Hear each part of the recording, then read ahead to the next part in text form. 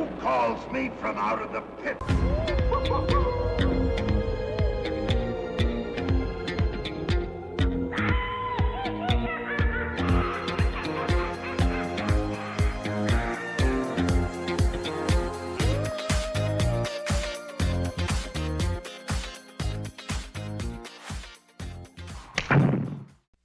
Kenner's new Bionic Woman Jamie Summers and the new Bionic Beauty Salon, sold separately, assembly required. Jamie Summers had a rough mission. We better check her bionic system. She's okay. Steve Austin will be here soon. I'll brush and comb her beautiful hair. He's here! She's ready! The Bionic Beauty Salon, new from Kenner. The Bionic Woman, sold separately. I'm Paul. And I'm Mark. And this is It Came From Saturday Night. You'll notice Mike isn't with us. He's busy at home polishing up his Shaq memorabilia and couldn't join us. Correct. But even though it's a Tuesday, we're doing this on Saturday night because before the guys get together and we watch Svengoolie, Mark and I have been watching the Bionic Woman series. We just finished season 1. Mm-hmm. And then we watched the Return of the Bigfoot. And we thought it'd be kind of fun to talk about like the highs, lows, impressions, ideas, thoughts regarding this rather groundbreaking series. I think we were both amazed at how young we were when this came out.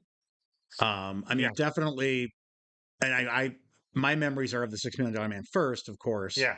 But and Bigfoot scaring the crap out of me, and I swear he was outside my window every night.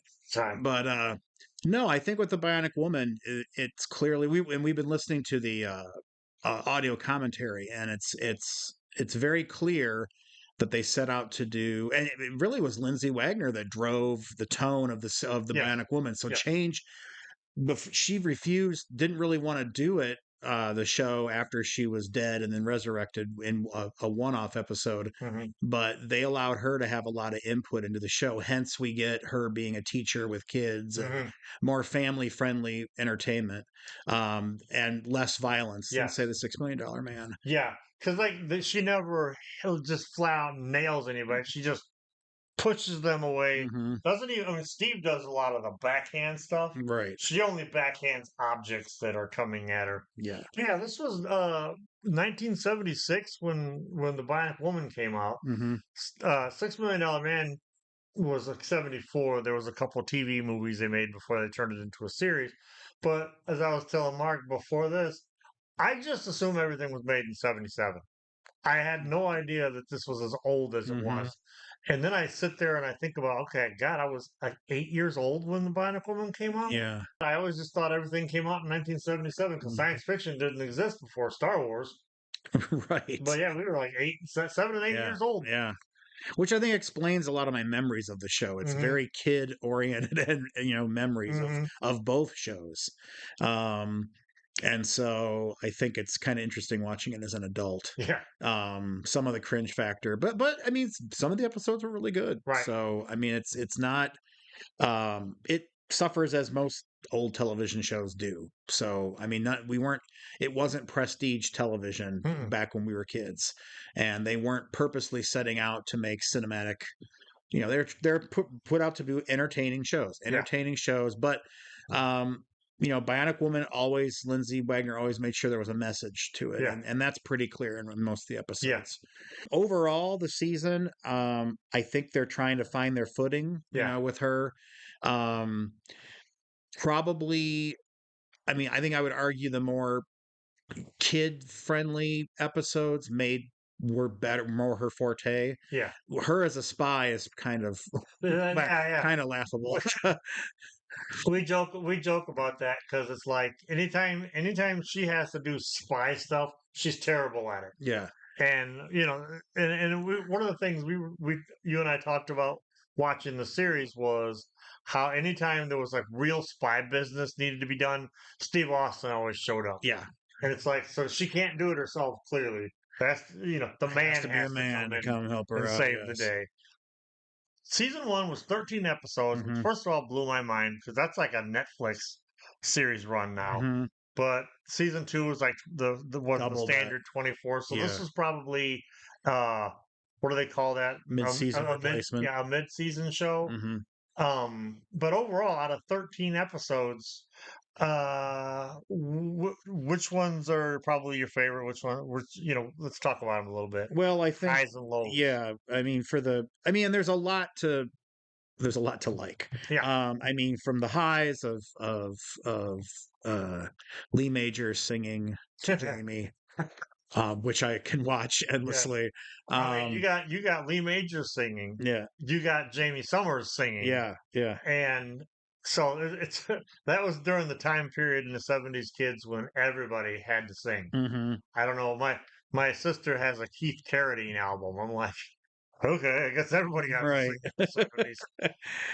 One of the standout episodes, I think, is Jamie's mother, Hmm. which, Yeah. you get this whole new backstory about her mother, Hmm. who um, supposedly died, but then suddenly reappears in her life It and runs in her family. runs in her family. Yes, and so yeah, and so we get kind of her interaction with the woman that's supposed to be her mother, Hmm. who she thinks is her mother. So I think that was a good episode. That was Yeah. grounded, but Yeah. but had some uh them trying to there's some spy components that worked. Yeah. I think so. Her as a spy worked in that one. Yeah. And Um, the actress that played her her mom, Pseudo mom. Yeah. pseudo mom, just passed away like last week, I Hmm. think. Yeah. I can't for the life of me remember what her name is. No. And I think the one where what's it called? I think it's the Angel of Mercy. So it's one of the early ones. Now we laugh about the fact that you can clearly see it's filmed next to the MASH Yeah. set. So Yes. I mean it looks like when she's running through this made up South American country, it clearly looks like she's in, Southern California, and running through the you're waiting for Hawkeye and Radar to show up. She runs past the Yeah, yeah. signpost that has all those places on it. Correct. But the tension in that one is I like the fact that she knows she's not good at what they ask. They ask her to be a nurse, Yeah. which is just I mean, she should have looked at Oscar and said, are you kidding me? Make me a Yeah, tennis star. yeah, make me yeah, yeah. Or a Or teacher. a teacher. Yeah, but the fact that she has to go undercover as a nurse, but that really plays into the episode. Yeah. And so although I mean there's some cheesy elements, and of course she made it a kid's show, so there's Yeah. a little kid involved, Yep. but uh I still like the plot of that one despite the filming, Yeah. the way they filmed it. My absolute favorite out of the 13 episodes is the one where the plane crashes on the island. Oh yes, that Yes, one. that's Yes, yeah. probably that was one of the things we joke about is with each episode we're like, okay, this was the 70s. Is this their Poseidon Adventure episode? Is Right. this their Alien episode?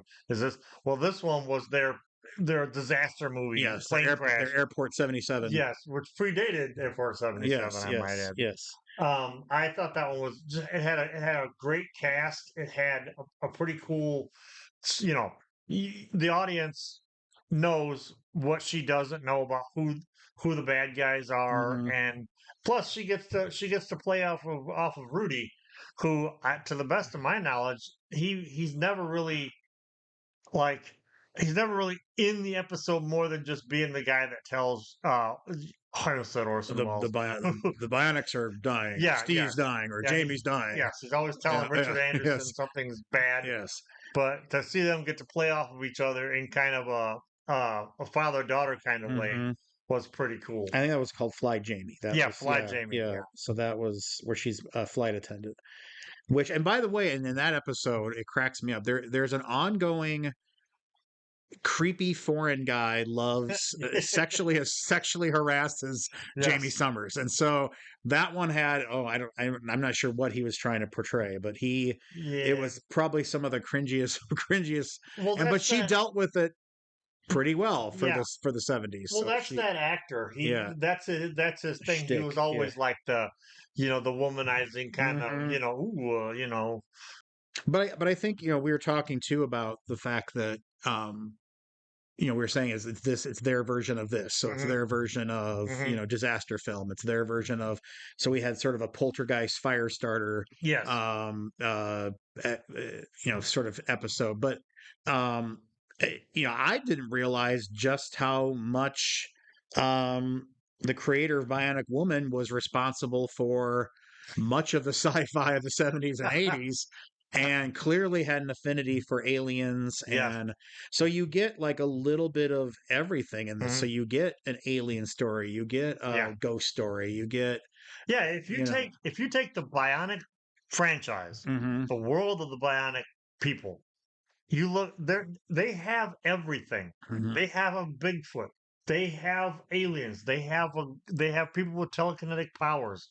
They have robots. yeah, You know, it has everything you want in, in a sci-fi world. yeah. So I think that works. And it's just interesting that Kenneth Johnson later on went to, create, work on V and Hmm. create Alien Nation and things like that. He even did, and then he also did sort of I think it was Shadowcaster, I think is what it was called. It was a short-lived sort of fire starter TV Yeah. show.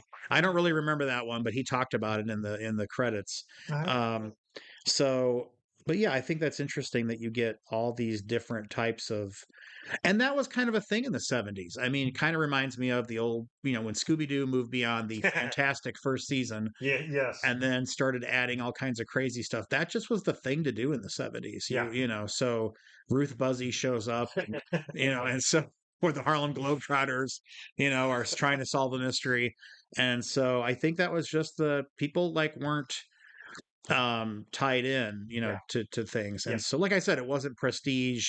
I've created this, 5-year TV show that I've written for, Yeah. so they kind of just threw, went kind of balls to the wall with it. Yeah, and some of the more fantastic episodes, like they really captured the feel of what you need for the fantastic episodes. You got the plane crash and those kind of episodes, hmm but then when you come to like, say for instance, the last episode of season 1 The ghost with, hunter.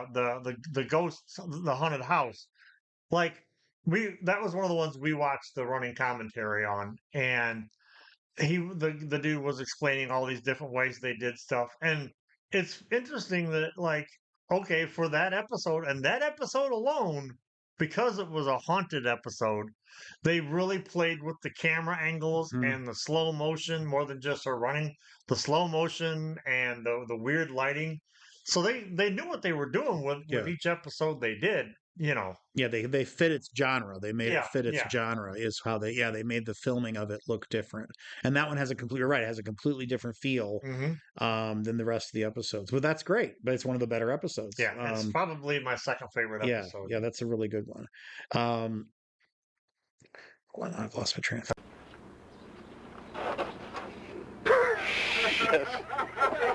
So another thing about the show that perhaps the 7 and 8 year olds we didn't realize was just how trailblazing it was. Yeah, Um, I don't they talk a lot, as does Lindsay Wagner, and she did win the Emmy in her first season. yeah, Talked about the fact that she was a big hero to a lot of women and yeah, girls who had never seen a woman. That's why, and again, she made the character, not being pushed around by the yeah. guys. Although, boy, Oscar Os- Oscar painfully, Oscar likes to kiss Jamie. yeah, she friend zones in there, so it's okay.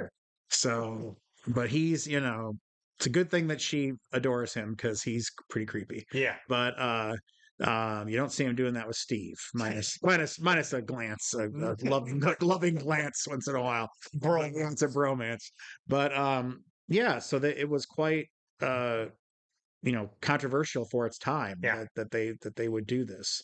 Well, Um, I had seen an interview with Lindsay back in the '90s when like Sci-Fi Channel debuted and mhm, picked up the Bionic movies and stuff, and the amount of the amount of mail that she was getting when she went from between being on the Bionic Man and having or $6 Million Man and having her own show was basically nothing compared to the deluge of mail she got from young girls who were just devastated that her show was canceled.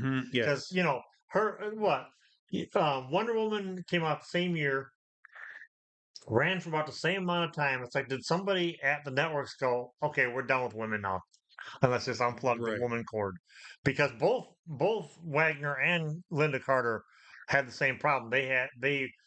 The show wasn't doing bad in the ratings. That's not why they just Hmm. canceled it for whatever reason, and it shook the female fan base of the show. And I'm trying to think of what TV changed into those years. I'm trying to think of what it might have switched over to, or what did suddenly genre, television, fantasy go out. I But I don't don't know, know. I can't. because But like, then you get Manimal. You get a well, lot of it debuted in '77 right. and was Battlestar Galactica Battlestar Galactica was followed after that. So sci-fi was still hot and heavy, mhm, but I think maybe it was that kind of uh, science sci-fi. fiction Hmm. that the producers thought people wanted more than this other more realistic stuff. Which to Hmm. me, it seems to me that on a just from a financial standpoint, making an episode of the Bionic Woman would be a hell of a lot cheaper than making an episode of, say, Battlestar Galactica, where everything around it Hmm. is science fiction. There's Correct. no, they're not running. Maybe they were, and they just colored the film different. They're not running in some, on the mass set. Hmm. They're not like in the Brady Bunch house Right. where the furniture's been Hmm. rearranged. Yes. So I don't know what possessed them to. I know the one guy we were watching in the making of feature. He had talked about how the producers just thought they were out of steam, they were out of ideas. And you and I were joking about how, well, that wouldn't fly today. They'd milk No. this show for 10 Yeah, it seasons, would have gone on forever. or if they were Netflix, they would cancel it, even though season one would be phenomenal. They'd still cancel it Correct. because it ain't making Stranger Things money. Hmm. But yeah, they would have milked it for years on today's Yeah, streaming. if it was that as popular as it was in the 70s, Yeah, yeah, if it yeah. had brought everyone Because together. it was the one dude was talking about how Bionic Man and Bionic Woman. $6 Million Man and the Bionic Woman were in the top three spots on television. Hmm. I'm betting that middle one was Dallas. Probably. Yeah, yeah, yeah, Because yeah. Dallas was you couldn't mess with Dallas. Yeah, it seemed. I mean, it's a shame. It's a shame. I mean, granted, they brought them back. I'm sure one day we'll review the reunion movies in Oh the yeah, okay. 80s. And so they did at least get to come back Hmm. and kind of finish out their time together. Yeah.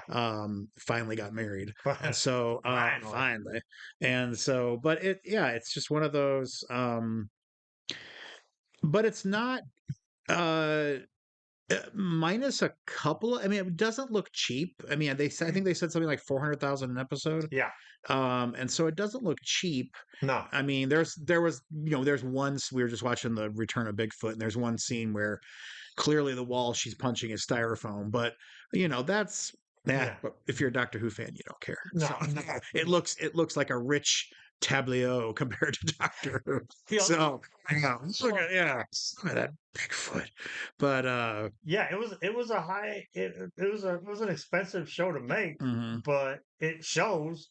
And I gotta wonder though, like where budget goes, because like we watch these episodes and there's like maybe five characters in the show, mhm. so it's like and some extras who don't have speaking roles, so they don't get paid nearly as much. So I go into the actors, where and they'll reuse a lot of the same places, like they set it up so that she was a school teacher, so she had the classroom that they could use for set scenes, and Mhm. all of Oscar And Goldman's everything was. well, and it was on an Air Force base, so Yeah, yeah, they used the area around the yeah, Air Force base. A lot of the stories took place yeah. in, and so So that was literally just filming on the back lot. I'm thinking just maybe man hours and film, Yeah. because I know film, everything's digital now, Hmm.